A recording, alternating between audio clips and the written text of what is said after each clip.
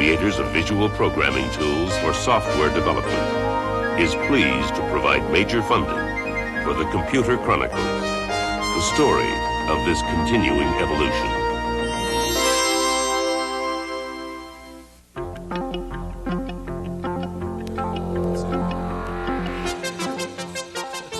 Gary and I are playing with Flight Simulator here on our IBM PC. This is a good example of how you can use a computer to simulate a real-world situation. That's the subject of today's Computer Chronicles, computer simulations. And later on we'll be looking at more sophisticated computer simulations, flight simulations, and also the use of computer simulations in architecture and urban design. Gary, it seems to me in a way, let's shut him up there. Everything a computer does is really a simulation. What specifically do we mean now when we talk about computer simulations and environments? Well, today's discussion is going to be mostly about generating scenes, generating an environment that simulates a situation that someone wants to experience. And you use a lot of graphics and a lot of computing power usually to do that. The idea is basically that in many cases it's a whole lot cheaper, less expensive to generate the environment and test it and work with it than it would be to do the real thing. For example, it's a lot less expensive to run a simulation of a 747 landing with its gear up than it would be to do the real thing. So this is going to be the kind of discussion we'll talk about, generating the real-world situations with a computer system. Okay, to start out, we're going to take a look at some examples of computer simulations that are in use right now. Bayonet 1-6, shot. Over. Shot out. Impact. This is a flight simulator used by the military to train helicopter pilots in air-to-ground combat. Deceptively simple in its visual effects, the simulator requires a complex combination of movement and real-time response to be realistic. Although in appearance computer-generated imagery resembles certain video games, there is an important difference. Computer simulations use random factors to imitate the randomness of reality. In a sense, every computer program is a simulation, the mathematical equivalent of some sequence of events. But in their most modern forms, simulations become more and more realistic. Just as film animation achieved a remarkable level of detail in the 40s and 50s, the computer's video image is beginning to overcome its inherent flatness and is approaching a true three-dimensional appearance. By combining three-dimensionality with infinitely changing perspectives, computer imagery achieves the ultimate effect of realistic movement. In this architectural model, buildings can be viewed from almost any perspective, at ground level, from above, even through the window of a future building across the street. In this case, the computer's ability to plot and see through a building's layers has all but eliminated the need for hand-drawn blueprints. From battle games to battlegrounds, a simulation can make fantasy possible and reality fantastic.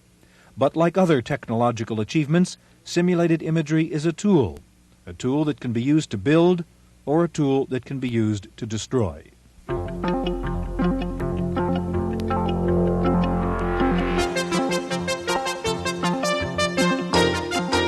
Okay, joining us now is Frank Lewandowski. Frank is senior scientist at SingerLink, and SingerLink is involved in some very sophisticated flight simulations and military applications of some of these flight simulations. Frank, welcome to the Computer Chronicles. Thank you. Stu, yeah, this is a very interesting subject. This happens to be my second great love is aviation. After computers. After computers, of course. Computers pay for the bills. But this, I think, is the second generation of a program that was done, if I'm correct, by Bruce Artwick, SubLogic. I saw it on the Apple II, and it looks like it's improved quite a bit since then. Can you give us, Frank and I, a demonstration? Yeah, Frank, you might be interested in seeing this kind of personal computer version of a simulation. Then maybe you can compare the kinds of things you do at SingerLink with this. What we have right now is the basic menu of the parameters we can use to set up the simulation. We can locate the aircraft at any particular set of coordinates. Right now it's positioned at an airport outside Chicago. We can program it to take off from any one of 20 different airports in the United States. It's not quite the way it should be, but it will be good enough. You can set up the time here, the weather conditions, what season you want it to be in. The computer will simulate the daylight and nighttime, the weather factors appropriate to that time of season, cloud layers.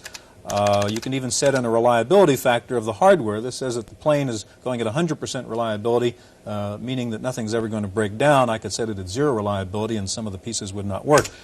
Okay, we'll go into the simulation here, and as you can see, this is the view outside the front of the airplane, and we're sitting on the runway right now at this airport outside Chicago. You can see the sky, the ground. That's Lake Michigan out there. There's the control tower. Here's our cockpit, the instrument panel of a Cessna, which is this simulation is based on. The normal instrumentation, ground speed indicator, attitude indicator, altimeter, we have our turn coordinator, heading indicator, vertical speed, tachometer, navigation gear, fuel gauges, oil pressure, gear down, lights on, and so on. We'll try to take off now. It just doesn't always work. I've just revved up the throttle. On the runway. And right, sorry. Well, you're the pilot, I'm not. And as you can see, this is the view outside as we try to take off here. We'll give a little elevator action here. We can look out the rear window and see us leaving the airport. Doesn't look like we're going to make it up here. See if there's any elevator. I think we're going to take off, actually. You can take a radar view of what's going on right now. Let's see, did we make it? Yes, we're up in the air. Terrific, we're climbing. You can take a look from a radar view and see the airplane and zoom out or zoom in from that perspective. We can go back to the view out the front of the airplane. Again, look out at the back of the airplane. We can see the airport receding there. Look out the right window. Look out the left window. We can look down and visually confirm that our landing gear is still down there. It's a wheel sticking out. That's right.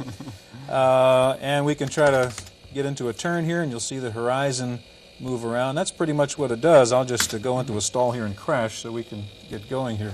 Stuart, this is you can tell when we're looking at it, it's rather a choppy scene. And Frank, would you have any comments about this? This is obviously not a real-time picture that we're observing here. No, what we're doing here, of course, is that you're updating a scene which is made up of probably 20 or 30 lines, and you're updating it 2 to 3 times a second. Well, the thing is that in aircraft simulation, if we were to do the actual scene out of the windscreen of an aircraft, we need a much more sophisticated scene than that. A pilot just wouldn't accept this kind of a scene for military training. And so we usually have to go to something in the order of 8,000 edges for every television frame time and have to compute a new scene each time at each television frame time, as opposed to here where we're doing 2 or 3 a second. So the computer power that you have behind the scene generation that you're working with is considerably more than an IBM PC then. Well, I think there is probably, one IC in this or so? One chip, one microprocessor chip. Well, we have something in the order of 40,000 chips in one of the visual simulators that we build. So the difference is quite substantial. What are the applications, Frank, of the kinds of simulations you would do at SingerLink? Well, obviously aircraft for the airlines, that kind of simulation, but that usually is limited to takeoff and landing. And that isn't a particularly difficult thing to train.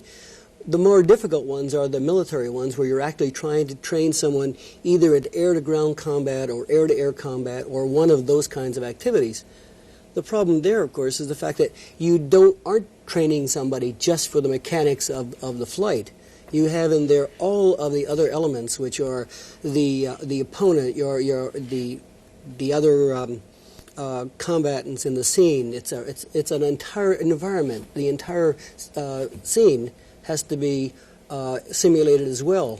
So that's what we're in the business of doing. Maybe we could take a look. I think we have some videotape of some of the simulations that you have done, Frank, and if we could roll those now, and you could kind of give us a play-by-play of what we're looking at. Well, this one here is a scene. It's a real-time scene now. What you're saying is that when this was done, it was computed on a television frame by television frame basis. Obviously, now we're playing it back from a pre-recorded flight.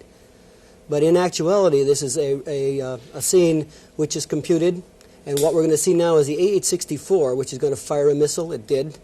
We're going to now go back and track the missile to some extent, and we're going to see that what we did is we hit that tank that we had laser designated just a few minutes before. Now, these pictures, Frank, I just want to make it clear. It looks like an artist could have done these. These are not painted. These are computer generated. Yes, and they are generated every 30th of a second. Okay, so normally, again, you're not playing back a video disc or a videotape here. You're generating these pictures in real time. That's right. What we're going to see here in a moment is we have already fired the missile, and we're going to laser designate the tank, and now we've hit the tank. This is the present state of the art right now in computer generation. Okay. So you have a database that represents the terrain And then Right. you are able to then take other different perspectives on that terrain depending upon where you're... What you do is everything in the entire world, whether it be a mountain or a tree or our military targets as these, every one of these is coded into an X, a Y, and a Z coordinate.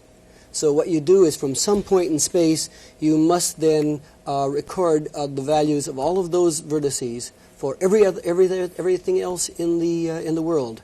And then what you do is you have this orthographic database. You then, from the particular point in space where the eye is, either whether it's my point or whether it's any of my opponents, the point is that we compute the scene based upon those input coordinates. And that's what takes all the computing power then, is to Absolutely. compute each one of these little points. Yes. Do we have another example, I think, of... Well, what we have an example of is that at the present time, I showed this as being the present state of the art, but what we have done is we've emulated now where we're going. The next few years, we're going to be developing the texture as you see it here on the ground. We're going to be developing the trees, the trees which show foliage, and as you can see, the sky, the clouds, and all of the other elements. In fact, you couldn't quite see it, but as the helicopter got closer, you could actually see the pilot and the weapon system operator in the cockpit of the H-64. Now we're coming down into a village. Notice the texture on all of the buildings.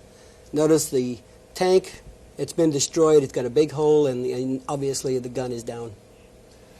Frank, how long is this going to be before this sort of scene generation is actually going to take place? Well, all of these elements are being done right now. At the next thing, in about a year or so, we'll have the texture on all of those hills, as you see. And it'll be a few years past that when we have the trees and some of the other elements of that scene. But that is where the industry is going. And when is this going to? When are we going to find these in the arcade? Or in the arcades? Some of the arcade people are getting awfully close at times. Some of those new scenes are coming from video disc, and what they're doing is they're actually mixing video scenes and computer-generated scenes. Whereas on all of these, none of this is video. This is all generated frame by frame in a computer. Mm-hmm. Okay, there are other uses of computer simulations, obviously, besides flying, and one of those is in architecture. Suppose, for example, you wanted to build a new skyscraper in the middle of a city. What would the consequences of that building be? Well, we're going to take a look at computer simulations in architecture in just a moment.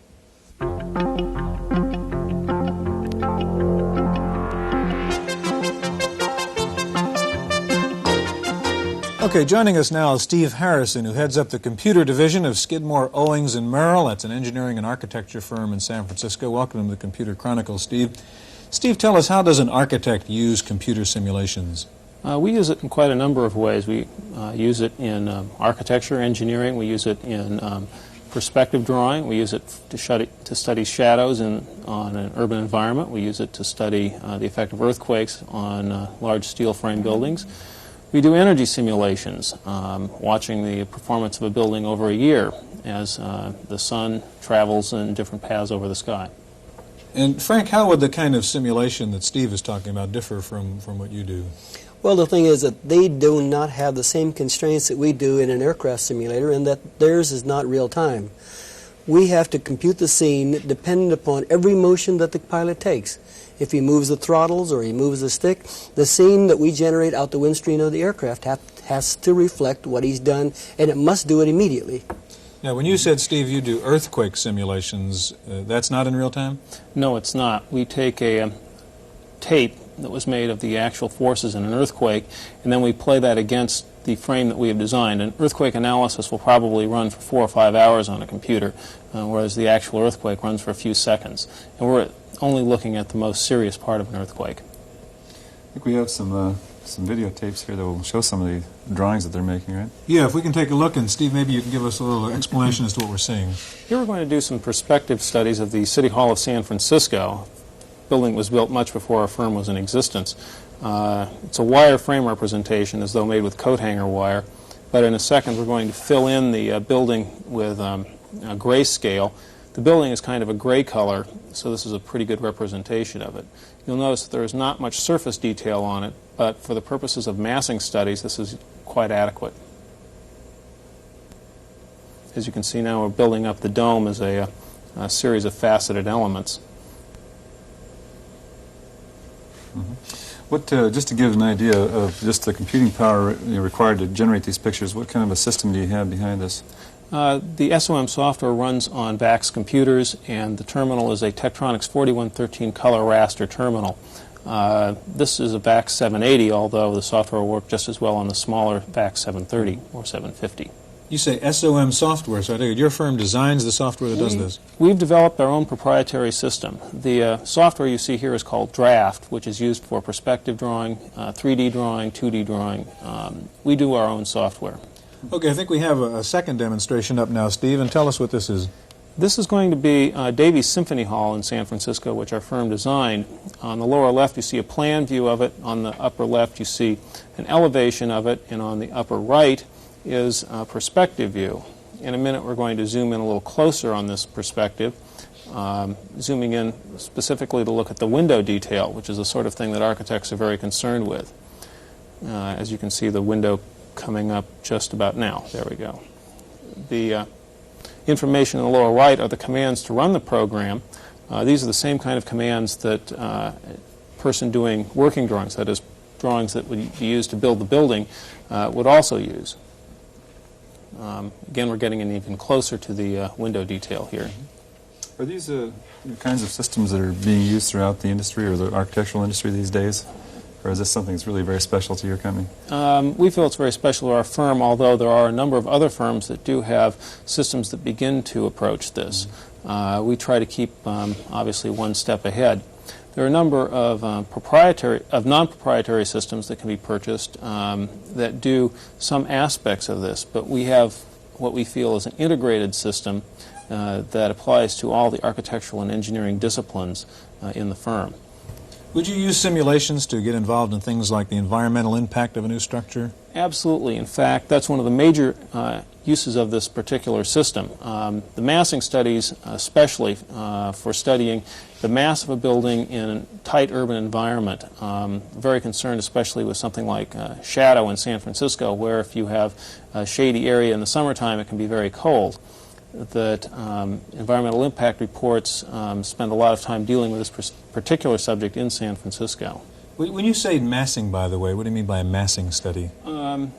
Just so, the mass of a building, its volume, the blocks of it in space, those are the sort of issues that architects are concerned about, as well as the surface detail and the way the building goes together. You spoke about the shadow studies. I believe we have a demonstration of that right now. Maybe you could walk us through this one, Steve. Right. Now we're going to look at another familiar building in San Francisco, again in plan view. This is the Bank of America World Headquarters. It just popped up in red. And then the green are shadows being cast at 1-hour intervals across California Street in San Francisco. And we're going to zoom in here and look a little more closely and see what everybody already knows, and that is that the plaza on the north side of the building will remain in shadow during most of the day. There we go. The building is in red, and there's the shadow in the morning at 1-hour intervals. And as you can see, the street and the plaza remain in shadow.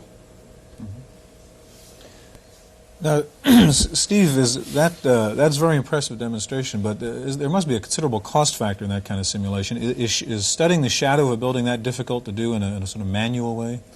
Yes, it is, especially if you're making major changes. The traditional way is to build little models, but in a place like San Francisco where there are a lot of other structures and there's a large interaction between the shadows, that this is probably the easiest way to test a large number of different designs. One of the things that came up in this last clip was that you showed a plan view of the building. Are you using this, or do people use these kinds of simulations for interior design at all, placement of objects within the rooms? Oh yes, in fact, the same system is used for interior perspectives as well. Interior perspectives turn out to be a very interesting problem because they have a lot more edges, especially the open office sort of environment, and when you do it in wireframe, it gets to be kind of a jumbled image, and when you do it in a hidden line drawing, you just see this great sea of small lines and planes across the top of the partition systems. Frank, getting back into your kind of simulations, it's very sophisticated and very realistic, but I assume there are things you still can't do. What else would you like to be able to do in your type of military simulations? Well, of course, we would like to have a much better texture. We would like One of the biggest problems you have is that those objects which are right in the foreground, you need much of them. You'd like to have textured surfaces. You'd like to have rocks and pebbles. If you're going to learn to drive a tank or maneuver a tank, you want this kind of detail. Well, that's very difficult to do because even in the textured scenes that you saw, that's a geometric type of texture. You'd really like to have much more realistic texture. When you're talking about realistic texture, do you actually go out and digitize a piece of property? Is that an approach you take sometimes, figuring out where the rocks are? Oh, yes. Well, for example, when we do an airport, we go out and get all of the civil engineering drawings, all of them, and then we extract the data that we want from those engineering drawings.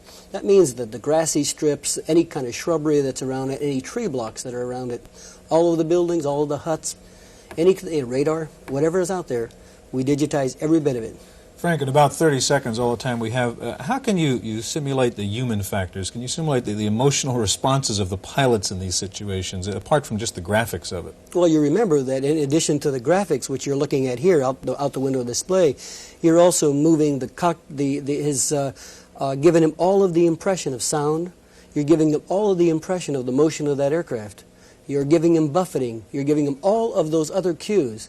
And all of those put together with the realistic portrayal of the motion of that aircraft, you're giving him everything he ever needs. Steve, in finally a couple seconds, what would you like to do to improve your simulations? We'd like to get one of his systems. But short of that, again, we would like to be able to do the kind of realistic scene that he's talking about. We find that when we go from wireframe to hidden line drawing, they begin to look cartoonish, and so our architects are very concerned about a very realistic scene. Okay, gentlemen, we're out of time. Frank Lewandowski of Singer Link and Steve Harrison of Skidmore, Owings & Merrill, thanks for joining us, and thank you for being with us on the Computer Chronicles.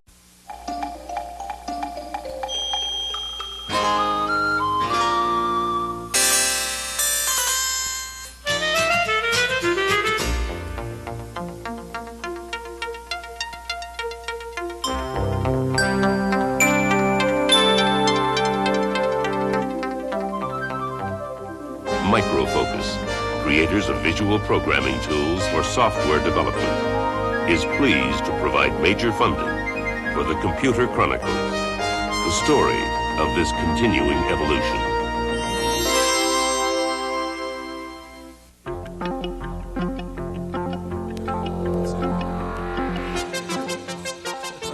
Gary and I are playing with Flight Simulator here on our IBM PC. This is a good example of how you can use a computer to simulate a real-world situation. That's the subject of today's Computer Chronicles, computer simulations. And later on we'll be looking at more sophisticated computer simulations, flight simulations, and also the use of computer simulations in architecture and urban design. Gary, it seems to me in a way, shut him up there, everything a computer